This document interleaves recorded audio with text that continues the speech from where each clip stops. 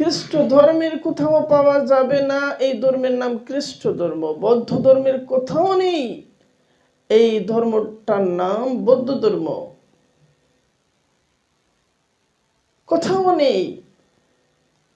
একমাত্র ইসলাম ধর্ম সেই নামেই পরিচিত। ধর্মগ্রন্থের মধ্যে ধর্ম প্রণেতা যে নামে নামকরণ করেছেন, মুসলিম জাতি একমাত্র জাতি, তারা ওই নামে পরিচিত যে নামে ধর্মগ্রন্থের মধ্যে ধর্মগ্রন্থের প্রণেতা তাদেরকে কি করেছেন? নামকরণ করেছেন।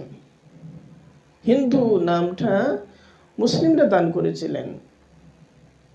এটা সিন্ধু থেকে এসেছে। সিন্ধু থেকে স্থানীয় অধিবাসীদের মুখের মধ্যে সিন এর উচ্চারণ হা এর মতো, যেমন খাতুন, তুর্কিরা এটাকে কি উচ্চারণ করে? হাতুন। এক এক অঞ্চলে এক একভাবে এক এক শব্দের এক এক অক্ষরের উচ্চারণ বিবর্তিত হয়। সেখানে সিন এর উচ্চারণ হা এর মতো স্থানীয়ভাবে হতো এবং সেইটাই পরবর্তীতে সারা ভারতব্যাপী প্রচারিত হয়েছে। এখানকার অধিবাসী, সিন্ধু এর অধিবাসী যারা, তারা হিন্দু। এই সিন্ধু সভ্যতা ছিল। সিন্ধু একটা পাকিস্তানের প্রধান নদীর নাম। পাকিস্তানের প্রধান নদী, এই নদীকে কেন্দ্র করে সেখানে একটা সভ্যতা তৈরি হয়েছিল। পৃথিবীর প্রাচীনতম সভ্যতাগুলোর মধ্যে একটা সিন্ধু সভ্যতা। পুরো ভারত উপমহাদেশের সবচেয়ে প্রাচীন সভ্যতার যে নিদর্শন আমরা পাই সেটা সিন্ধুর মধ্যে পাই। ওখানকার আর্য জনগোষ্ঠীর যে পরিচয় হয়েছিল এটা মুসলিমরা দিয়েছিলেন, পারস্যের মুসলিমরা। ওই নামে তারা পরিচিত হয়েছে। এখন তারা হিন্দু। ধর্মগ্রন্থের মধ্যে ওঠেন নেই।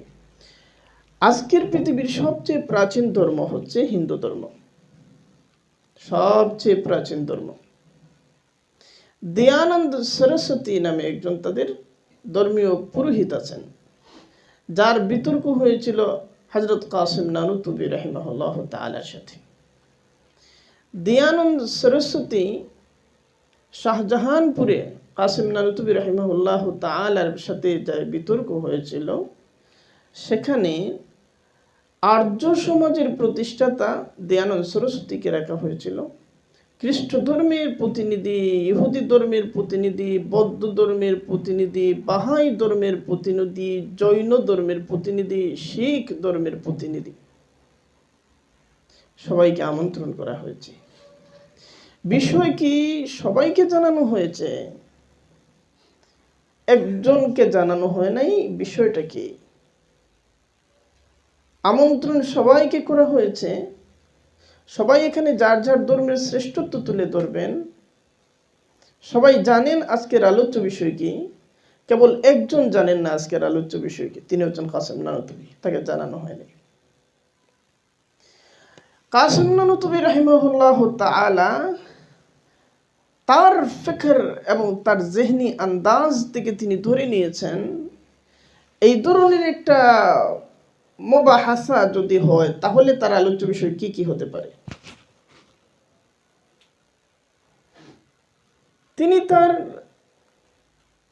প্রখর অনুমান শক্তি দিয়ে যে বিষয়গুলো স্থির করেছিলেন, দেখা গেল সেখানে গিয়ে তিনি যে ধারাবাহিকভাবে কোনটা আগে কোনটা পরে যে ধারাবাহিকতার সাথে বিষয়গুলো স্থির করেছিলেন, ঠিক সেই বিষয়গুলোই সেখানে লিপিবদ্ধ, সেই ধারাবাহিকতার সাথে সেটা লিপিবদ্ধ।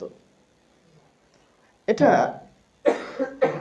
হযরত কাসিম নানুতুবি রাহিমাহুল্লাহ তাআলার কারামত ছিল না, এটা তার প্রজ্ঞা ছিল। হ্যাঁ, এটাকে যদি কারামত বলতে হয় তাহলে সেটাকে ইলমি কারামত বলা যেতে পারে। এটা ছিল তার ফারাসাতের কারামত। এবং সেখানে প্রত্যেকেই যার যার ধর্মের উপর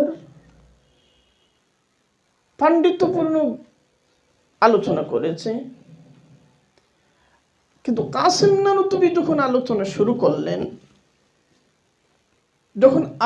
শুরু করলেন তখন মনে হলো যে অন্য সব ধর্মের অনুসারীরা তারা এখানে তিফলে মক্তব হিসেবে এসেছে, আর কাসিম নানুতুবি রাহিমাহুল্লাহ তাআলা একজন শ্রেষ্ঠতম শিক্ষক হিসেবে তাদেরকে বর্ণমালার মতো করে শিখিয়ে দিচ্ছেন। এটা কিভাবে সম্ভব? এটা কখন সম্ভব বলেন তো? যে অন্য অন্য ধর্মগুরুরা এখানে হাজির, আর কাসিম নানুতুবি তাদেরকে একে একে ধর্মগুলোর বিষয়গুলো, প্রত্যেকটা ধর্মের বিষয়গুলো তাদের ধর্মগ্রন্থে কোট করে, তাদের ধর্মগ্রন্থের উদ্ধৃতি দিয়ে, তাদের ধর্মগ্রন্থের মূল সূত্র থেকে প্রত্যেকটা ধর্ম বুঝিয়ে দিচ্ছেন, বিষয়গুলো বিশ্লেষণ করছেন, ইসলামের সাথে তুলনা করছেন, ইসলাম কেন সেরা সেটা বলে দিচ্ছেন, এমনভাবে বলে দিচ্ছেন যে তারা মানতে বাধ্য হচ্ছে। এটা কখন হয়? এটা কখন হয়? এটা কখন সম্ভব? যখন তুলনামূলক ধর্মতত্ত্বের উপর কাসিম নানুতুবি রাহিমাহুল্লাহ তাআলার প্রাজ্ঞতা, পাণ্ডিত্য, বিশেষজ্ঞতা এতটাই তাকে যে একজন দয়ানন্দ সরস্বতী তার ধর্মের উপর যতটা জানে, কাসিম নানুতুবি তারই ধর্মের উপর তার চেয়েও বেশি জানেন। এই বিতর্ক অনুষ্ঠানে বিজয়ী হবার পরে একটা কিতাব রচিত হয়েছে, শাহজাহানপুর বাহাস। এবং শাহজাহানপুর বাহাস এখন পর্যন্ত সেটা ভারতের মুসলমানরা অত্যন্ত গর্বের সাথে পাঠ করেন, প্রচার করেন। ওই বিতর্ক অনুষ্ঠানে জয়ী হওয়ার পরেই কাসিম নানুতুবির লকব লাগানো হয়েছিল হুজ্জাতুল ইসলাম।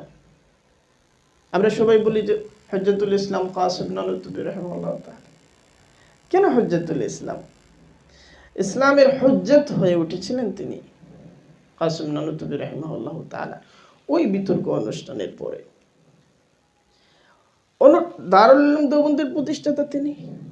অনুরূপভাবে নদওয়াতুল উলামার প্রতিষ্ঠাতা মুহাম্মদ আলী মুঙ্গেরি রাহিমাহুল্লাহ তাআলার দিকে যদি আমরা লক্ষ্য করি, তাহলে দেখা যাবে যে তিনি লিখনির মাধ্যমে খ্রিস্টবাদ, হিন্দুবাদ এবং এমনকি বিভিন্ন ফরকা যেমন শিয়াবাদ সহ বিভিন্ন ধরনের ফরকার মুখোমুখি হয়েছেন, তাদের সাথে বিতর্কে অংশগ্রহণ করেছেন এবং তাদের ধর্মের উপর এতটা পাণ্ডিত্য প্রদর্শন করেছেন, তারা লাজবাব হয়েছে। এবং মুহাম্মদ আলী মুঙ্গেরি রাহিমাহুল্লাহ তাআলার হাতে হাত রেখে কয়েক হাজার শুধুমাত্র অনুসারী না, পণ্ডিত শ্রেণীর মানুষ ইসলাম ধর্মের দীক্ষা গ্রহণ করেছে। তাহলে আমরা ভারত উপমহাদেশে আমাদের উলুমে ইসলামিয়া চর্চার যে সিলসিলাগুলো, অন্যতম প্রধান সিলসিলা হচ্ছে দেওবন্দি সিলসিলা। এই দেওবন্দি সিলসিলার বাণী যিনি, কাসিম নানুতুবি রাহিমাহুল্লাহ তাআলা, দারুল উলুম দেওবন্দ প্রতিষ্ঠানের বাণী, সেই কাসিম নানুতুবি রাহিমাহুল্লাহ তাআলাকে দেখতে পাচ্ছি তার সময়ে তিনি গোটা ভারত উপমহাদেশে মুকারানাতুল আদিয়ান শাস্ত্রের উপর সবচেয়ে প্রাজ্ঞ বিশেষজ্ঞ, এতটাই বিশেষজ্ঞ যার প্রাজ্ঞতাকে স্বীকার করতে বাধ্য ছিল অমুসলিমরাও। অনুরূপভাবে নদওয়াতুল উলামা, এটা হচ্ছে আরেকটা অন্যতম প্রভাবশালী ধারা। এই ধারার বাণী যিনি, সেই মুহাম্মদ আলী মুঙ্গেরি রাহিমাহুল্লাহ তাআলাকেও দেখতে পাচ্ছি তিনি তার সময় মুকারানাতুল আদিয়ানের উপর এতটাই দক্ষ যে দক্ষতার স্বীকৃতি শুধু না, সে দক্ষতার সামনে অবনত হয়ে নিজের ধর্ম ত্যাগ করে ইসলামে দীক্ষিত হয়ে যাচ্ছে লোকেরা। আপনি দেওবন্দি হন কিংবা নদভী হন, আপনার একেবারে প্রথম এবং প্রধান যে সমস্ত ব্যক্তিবর্গকে ধরবেন এই সিলসিলার, তাদের ওয়ারাসাতের কথা যদি বলেন, তাহলে তাদের ইলমি ওয়ারাসাতের অন্যতম একটা শাখার নাম হচ্ছে মুকারানাতুল আদিয়ান। আপনি প্রশ্ন করতে পারেন যে কাসিম নানুতুবি রাহিমাহুল্লাহ তাআলা এটা কি নিজে উদ্ভাবন করেছেন? মুহাম্মদ আলী মুঙ্গেরি রাহিমাহুল্লাহ তাআলা এটা কি নিজে উদ্ভাবন করেছেন? আমরা ভারত উপমহাদেশের প্রেক্ষাপট হওয়ার কারণে কাসিম নানুতুবির কথা বললাম এবং মুহাম্মদ আলী মুঙ্গেরির কথা বললাম। ভারত উপমহাদেশের প্রেক্ষাপট হওয়ার কারণে আমরা বলতে পারতাম জামে আল আজহারের কথা, মিশরের প্রেক্ষাপটে। আমরা বলতে পারি মরক্কোর প্রেক্ষাপটে জামিয়া কারাউন এর কথা। জামিয়া কারাউন হচ্ছে পৃথিবীর প্রথম বিশ্ববিদ্যালয়। আমরা সেখানে তার দীর্ঘকালীন একেবারে নবম শতক থেকে নিয়ে সেখানে আমরা দেখব প্রতিটি শতকে উলামা এবং মাশায়েখ, কিবারে উলামা, মুফাক্কিরিন এবং দুআত মুকারানাতুল আদিয়ানের চর্চা করছেন। আমরা মুস্তানসিরিয়া জামিয়ার কথা বলতে পারি, জামিয়া নিজামিয়ার কথা বলতে পারি, দিল্লির রহিমিয়া জামিয়া রহিমিয়ার কথা বলতে পারি। অনুরূপভাবে উলুমে ইসলামিয়ার যে সমস্ত কদিম মারকাজ আছে, দেওবন্দ দোয়ার আগে যে সমস্ত কদিম মারকাজ আছে, প্রত্যেকটা কদিম মারকাজের সবচেয়ে বিদগ্ধ, সবচেয়ে অগ্রসর, সবচেয়ে প্রাজ্ঞ মনীষী যারা, তাদের জিন্দেগির দিকে যদি আমরা তাকাই তাহলে দেখি তাদের উলুমের অন্যতম একটা শাখা, অন্যতম একটা প্রধান নদী স্রোতের নাম হচ্ছে মুকারানাতুল আদিয়ান।